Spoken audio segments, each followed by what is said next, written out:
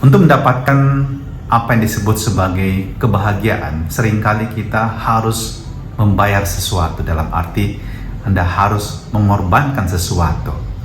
Contoh, jika hal yang sangat sederhana, Anda ingin bisa terampil membawa kendaraan, entah itu sepeda atau mungkin motor atau mobil, Anda harus mengalami juga saat-saat yang mungkin menegangkan ketika Anda belajar.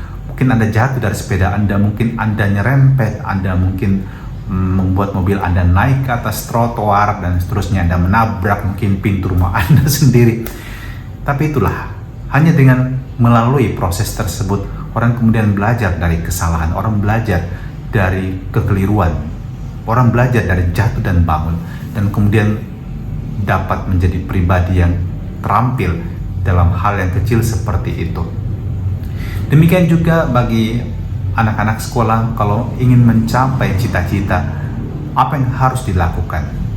Tentu bukan bermalas-malasan, bukan hanya bersantai-santai ria dan hanya bermimpi dengan cara yang mudah dapat menjadi orang kaya. No, Anda tidak dapat mengandalkan cara yang boleh dikatakan terlalu instan untuk menjadi orang yang memiliki keberhasilan. Juga dalam hal Anda menjadi pribadi yang sukses dalam bisnis, Anda butuhkan kerja keras, perjuangan Anda setiap hari, setiap saat.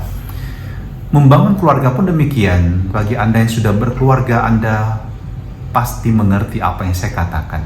Membangun keluarga bahagia itu tidak hanya terjadi dalam satu hari. No, Anda mungkin akan mengalami masa bahagia di masa honeymoon. Anda merasa inilah hidup Anda, cinta Anda, tetapi semua itu akan melalui masa-masa di mana Anda merasa ada juga suka dan duka, jatuh dan bangun. Mungkin ada masa-masa cinta Anda terasa kering, ada krisis-krisis dalam rumah tangga. Tapi itu semua harus dilalui. Dan kalau kita bertanya kepada pasangan suami istri yang bisa merayakan pernikahan mereka pada usia yang kesekian, saya yakin jawaban dari mereka adalah, apa kuncinya untuk bisa melewati itu? Mereka saling mencintai meskipun di dalam segala kekurangan. Mereka belajar setia, mereka belajar saling memahami, mereka belajar untuk saling mendukung, dan itu banyak menuntut pengorbanan diri, menyalipkan ego sendiri. Dan kalau kita membaca Injil hari ini di mana Yesus bertanya kepada Petrus, menurut orang siapakah aku ini?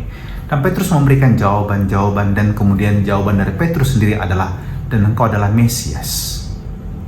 Dan kemudian ketika Yesus mengatakan kepadanya bahwa dia harus menderita, ditolak oleh tua-tua, bahkan disalibkan, Petrus tidak dapat menerimanya. Bagi Petrus, Mesias, sang penyelamat ini akan datang dengan kemuliaan, dan dia akan menunjukkan kejayaan dari kuasa Allah di tengah-tengah umat manusia. Dan baginya tidak ada kata penderitaan dan kematian. Tapi Yesus mau menekankan kepada kita semua dan kepada Petrus bahwa kemuliaan itu, kebahagiaan itu yang dicurahkan kepada kita manusia juga harus melalui pengorbanan seorang putra Allah seperti Yesus. Dan bagi kita, sabda ini juga menjadi pengingat bahwa hidup ini adalah juga perjuangan. Perjuangan itu kerap kali menuntut pengorbanan. Ada harga yang harus kita bayar, tapi semua itu tidak akan menjadi sia-sia, tidak akan menjadi percuma.